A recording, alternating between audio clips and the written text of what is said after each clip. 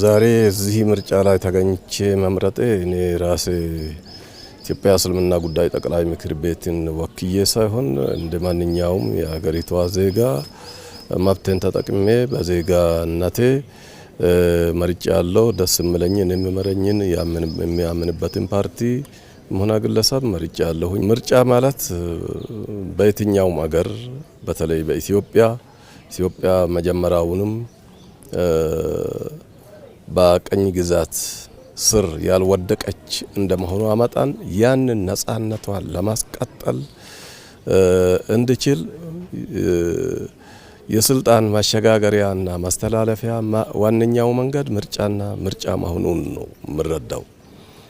በዱላም ሆነ በመሳሪያ በመገዳደል በጦርነት የሚተላለፍ ስልጣን ቢመጣም ስልጣን ስለማይሆን ማለት ነው።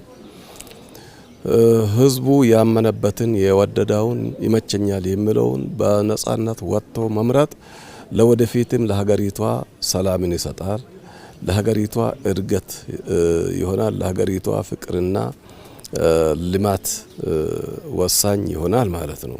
ስለዚህ በሀገራችን ዋነኛው ወሳኝ የሆነው ምርጫ ላይ ተሳትፈን ይሄንን ምርጫ በስርዓቱ በዚህ በአየሁት መልክ በጣም በደመቀ መልክ በመከባበር በመተባበር የሀገራችንን ባህልና ባህሪ የተላበሰ መከባበርና በጣም ጸጥታ በተሟላበት መካሄዱ ለወደፊታችንም ትልቅ ተስፋ እንደሚያጎናጽፍልን የሚያመላክት ምርጫ ሆኖ ነው ያየሁትና ማንኛውም የሀገራችን ዜጋ ይሄንኑ ተከትሎ ይሄንኑ ተረድቶ በዚህ መንገድ በመብቱን ለማስከበር ብቻ ሳይሆን ሀገራ መንግስት ለመመስረትና ዲሞክራሲያዊና ነጻ የሆነ መንግስት ለመመስረት ሁሉም ወጥቶ በነቂስ በዚህ በጀመረው መልክ ማጠናቀቁ በጣም ወሳኝ ነው ብዬ አምናለሁ።